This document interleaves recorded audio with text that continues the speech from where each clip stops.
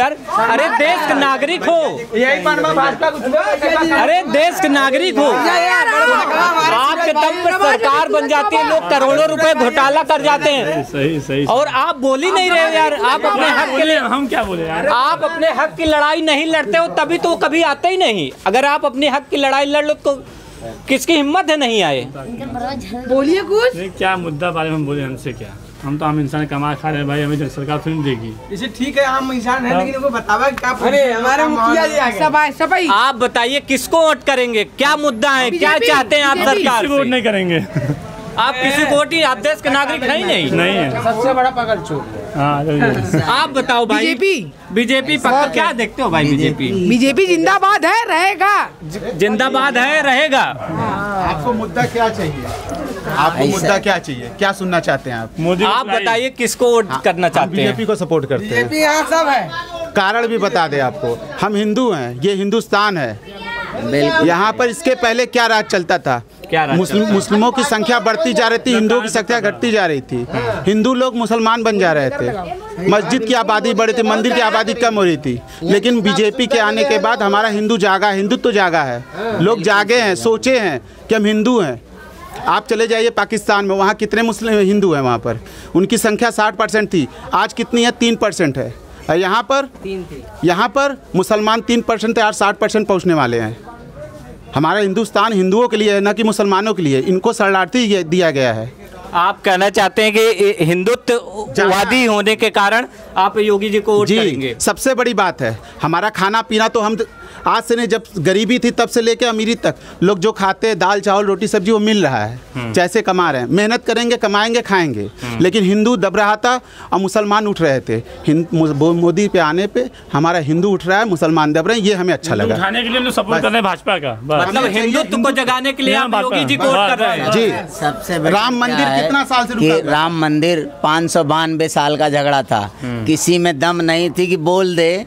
कम से कम ये शख्स ऐसा है कि बोलने की बात है, छोड़िए करके दिखाया। बात कर रहे हैं ना, मुलायम सिंह क्या किए थे इसी राम मंदिर के लिए? राम हमारे आराध्य देव हैं, क्या किए थे? झगड़ा लगाए। नहीं, झगड़ा नहीं, गोली चलवाए थे। कितने हिंदू मर गए? कभी उनका सोचे? उसी में कल्याण सिंह थे भाजपा से, उन्होंने अपनी गद्दी त्याग दी कि हमें नहीं राम मंदिर बनवाना है। और क्या करेंगे? और क्या चाहिए हमें? हिंदू है, सबसे बड़ी चीज़ जो है ना, हमारा जो हिंदुओं का गौरव है वो केवल योगी जी के हाथ में है। वही हिंदुओं के ओनली 1% नेता है जो हिंदूवादी बात बोलते हैं, बाकी सब लिपिर चिपिर करते थे। कोई हिंदू, कोई मुसलमान। ये आदमी ओनली 1% ऐसा नेता हिंदू जो कहता है कि हम हिंदू हैं। आप हिंदुइज्म के कारण वोट कर रहे हैं योगी जी को? नहीं, काम भी किया। अभी हमने आपको बताया फर्स्ट वो है। सेकंड उसको नहीं, वो तो उनकी लिपि उससे नहीं। सेकंड क्या है, हमें जो चाहिए, जैसे हम गुंडा राज आज से पहले 5 साल पहले क्या था? कोई भी आकर, मतलब जिसकी दबंगी, जिसका सपा में थोड़ा सा सपोर्ट था, वो आके गाली दे के चला जा रहा है। आप कुछ नहीं कर पा रहे। आज गाली दे के जाए। पुलिस प्रशासन भी टाइट हो चुकी है पहले से। जो हमें चाहिए वो मिल रहा है।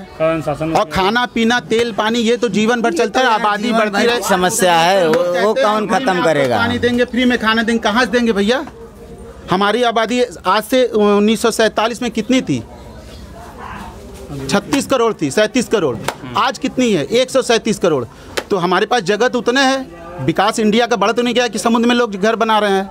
तो हमारे पास जितना संसाधन है उसी हिसाब से चलेंगे ना। संसाधन की कमी हो रही है, खेत कट के जो है घर बन रहे हैं, तो क्या होगा? अनाज कहाँ से होगा? महंगा होगा। आबादी बढ़ेगी, महंगाई बढ़ेगी। सीधी सी बात है, आबादी कम कीजिए, महंगाई कम हो जाएगी। समस्या कोई ख़त्म नहीं करेगा, समस्याएं रहेंगी। लेकिन जो काम योगी जी ने किया अभी तक किसी ने किया नहीं था। किसी में सोचने की क्षमता नहीं थी, करने की तो दूर की बात छोड़िए। आप कह रहे हैं कि जो योगी जी ने करके दिखा दिया, वो किसी में सोचने तक की भी क्षमता नहीं है। भाई हमने आपको बताया ना कि जीवन भर, जब तक जीवन है तब तक समस्या रहेगी। समस्या से कोई लेना देना नहीं। जो उन्होंने किया वो आज तक कोई करने वाला। तेल महंगा हो रहा है, पेट्रोल महंगा हो रहा है, डीजल महंगा हो रहा है। क्यों महंगा हो रहा है? इसका कारण है पता? इसका कारण पता है किसी को? बस हम सस्ता करेंगे, हम आए तो क्यों महंगा हो रहा है? आबादी बढ़ रही है। अगर आबादी कम हो, हर चीज़ ना सस्ता हो तो कहिएगा आप। आज फिर आबादी अगर 37 करोड़ पर चली जाए, तो क्या होगा, सस्ता फिर होगा सब कुछ।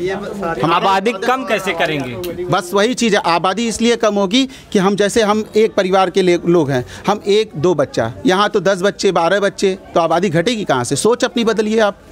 और ख़ास कर मैं बता दूं आपको पर्सनली कि मुसलमान जितने होते हैं उनके यहाँ आबादी को कोई लिमिट नहीं होती, उनको तो बच्चा पैदा करना है। सरकार परिवार नियोजन के तो वो लागू कहाँ, वो तो कहते हैं हम कुरान कुरान से मायने रखते हैं, हम सरकार से नहीं मायने रखते।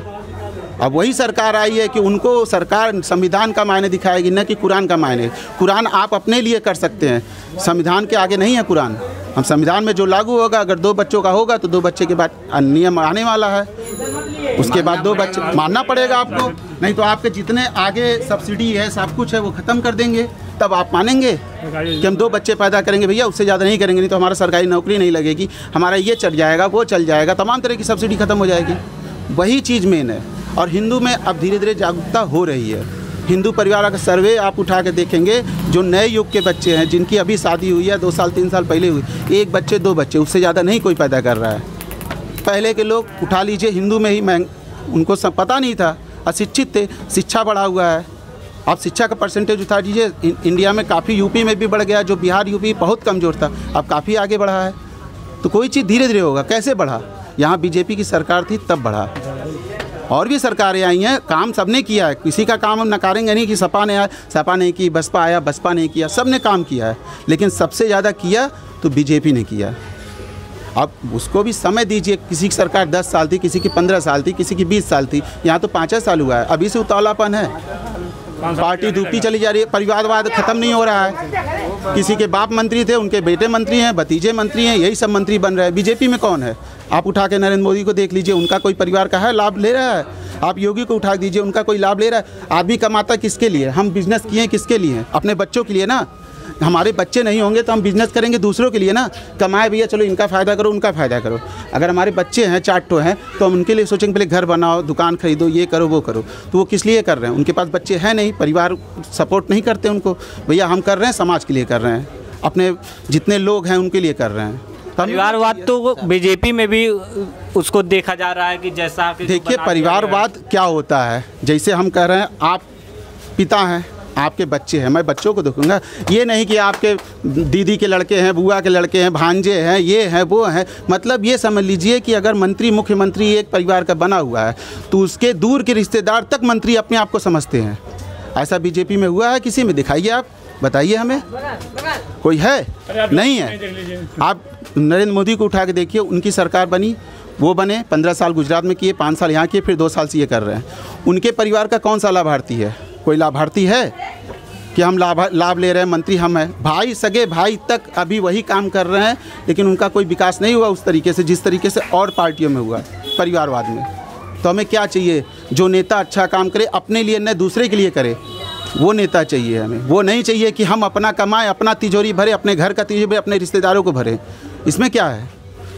कोई बिरादर हम किसी एक जाति को नहीं कर रहे हैं, हम किसी जाति को कर रहे हैं। मान लीजिए ब्राह्मण है, ब्राह्मण नेता बना, उसके बाद तमाम लोग उसके जितने ब्राह्मण रहेंगे, उनके दोस्त यार सगे संबंधी जितने लोग हैं, सब उसी में आ जाते हैं कि भैया हमारे जो चचा तो ब्राह्मण हैं, वो मंत्री बने, हम भी मंत्री का रुतबा रखेंगे।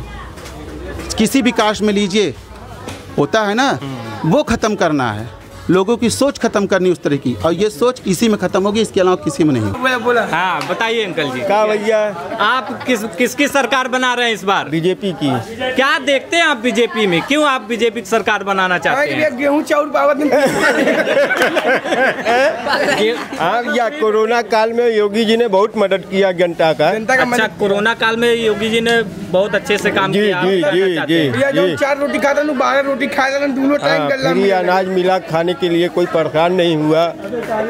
ये तो आरोप लगा रहे हैं भाई, नहीं हुआ। अरे ये तो सपा का आदमी है ना, विपक्षी दल का आदमी है भैया, क्योंकि ये मतलब दूसरे गांव से आते हैं और पेट भर खाने के लिए जब पा रहे हैं ही, इनको बोली जा रहा है। इसके पहले गल्ला बंद था, हाँ। अभी गल्ला पा गई, गेहूँ चावल पर बिक गए हैं एकदम। इस देश को मारने पर उतारू हो गए हैं। ये तो आपको कह रहे हैं, आप चौकियाँ धाम में रह के जो आदमी बीजेपी को वोट न दे वो समझ लीजिए चौकियाँ द्रोही है।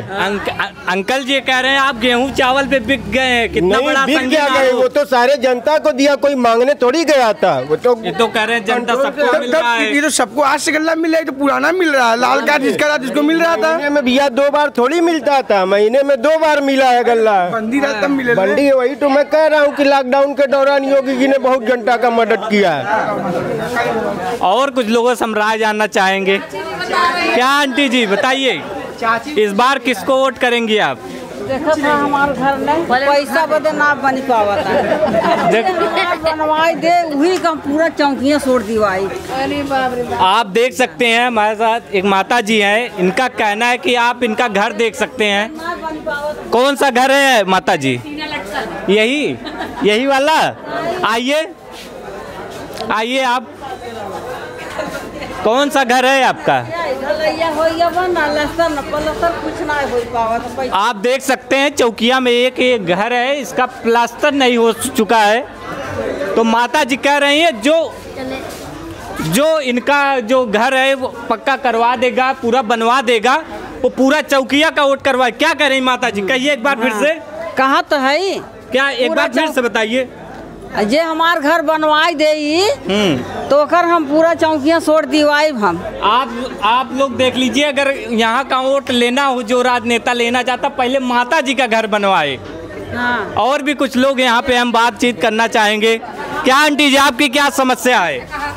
हमारा लड़कवा क्या बताइए भैया, आपकी क्या समस्या? समस्या यही है भैया कि मतलब यहाँ कोई पानी टंकी माता जी का है, वहाँ पानी बनाने के लिए कोई आया नहीं, ना भाजपा का नेता, ना सपा का नेता, ना कांग्रेस, कोई दिखाया नहीं। जब वोट आएगा तो वोट लेने के लिए हाथ जोड़ से आपसे कहेंगे भैया वोट हमें था, तो कैसे किसी को वोट दिया जाए? आप कह रहे हैं कि सिर्फ जब वोट लेने की बारी आती तभी आते हैं राजनेता, उसके बाद पता ही नहीं चलता। सब अपने घरे बैठ के अपने घरे रहिए।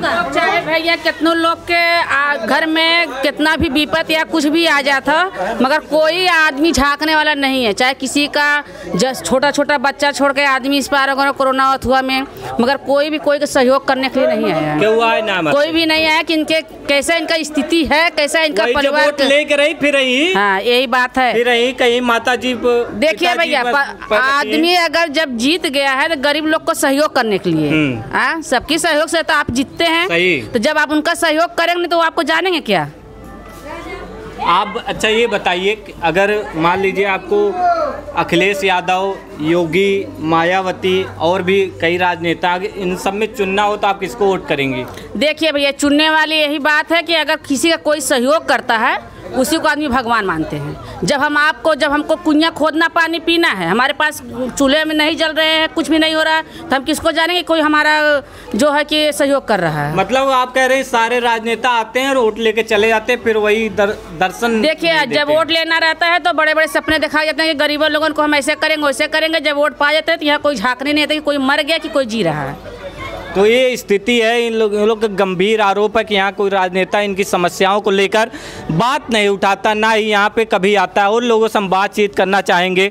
पहली बात तो भैया, छोटे छोटे लड़कन भी जेकर मर जाते हैं ओकरे घरे तो झाके ना आवत हैं कि अच्छा इनका जवान आदमी कोई गार्जियन था वो मर गया तो उसके घर में कैसे उसका काम किरनी होगा या कैसे उसके बच्चे रहेंगे, कुछ तो आदमी को देखना चाहना चाहिए भाई। इसलिए सरकार बनाई जाती है, जनप्रतिनिधि क्यों चुनने जाते हैं कि भाई हमारी समस्याओं को ध्यान। जब कोई का कोई सहयोग नहीं है, अगर जैसे हम ही हैं या आप ही हैं, आपको जैसे कि हम जानते हैं कि वो हमारे घर में ये दुर्घटना हो गया, वो लोगों आएंगे तो हमारा कुछ सहयोग करेंगे। जब वो कभी आपको देखने ही नहीं आए तो तब आप क्या जानेंगे कि हमारा कौन सहयोग कर रहा है कौन नहीं कर रहा है? सही बात आंटी जी, आप एकदम सही बात कह रहे हैं कि केवल वोट लेते हैं और चले जाते हैं, फिर उनका दर्शन ही नहीं होता। देखिए भैया, वोट लेने देने वाली बात अपने दर पे है। 100 आदमी लोग जुड़ते हैं तो एक एकता बनता है, तभी आदमी जीतते हैं। जब आप उसका सहयोग नहीं करेंगे तो आपको क्या जानेंगे कि हमारा क्या दुख है क्या सुख है, कुछ समझ तो पाएंगे नहीं। सही बात। चलिए और लोगों से हम बातचीत करने।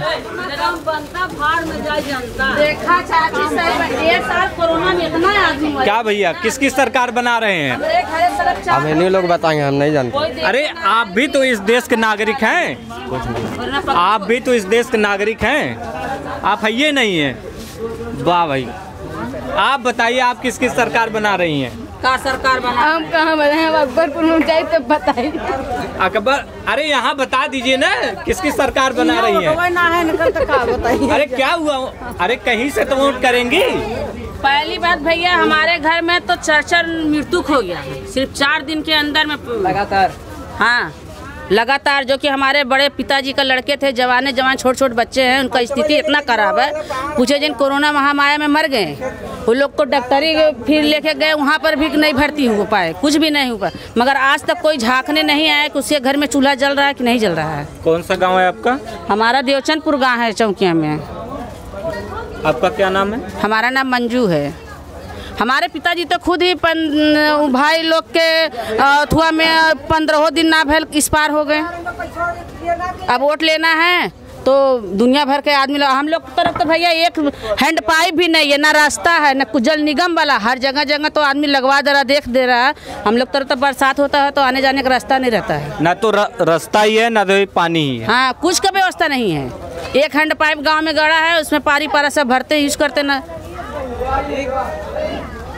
और लोगों से हम बातचीत करने की कोशिश करते हैं।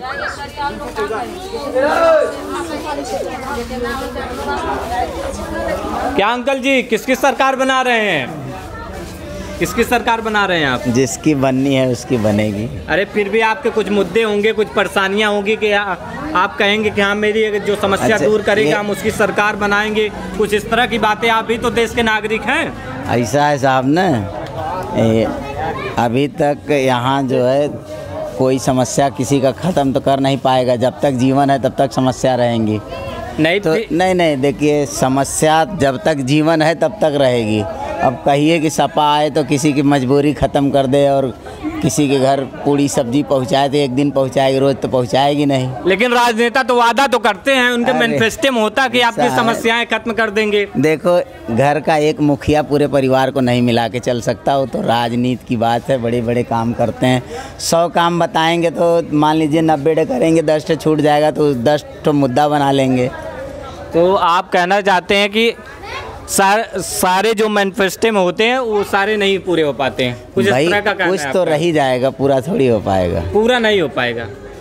जब तक आदमी रहेगा तब तक समस्या रहेगी। जब तक आदमी रहेगा तब तक समस्या रहेगी, समस्या खत्म नहीं होगी। नहीं, सवाल है नहीं, सवाल ही नहीं। चलिए और लोगों से हम बातचीत करते हैं। क्या अंकल जी, आप किसकी सरकार बना रहे हैं इस बार? भाजपा। भाजपा पक्का? क्या देखते हैं भाजपा में? बहुत लोग यहाँ भाजपा कर रहे हैं, क्या देखते हैं? सब भाजपा ये है। अच्छा, यहाँ पे सब भाजपा, जितना दुकानदार सब भाजपा ये है। क्या देखते हैं आप योगी? वो कुछ देखना नहीं है, उसको सिर्फ भाजपा से मतलब है। सिर्फ भाजपा से मतलब है तो देखे ना।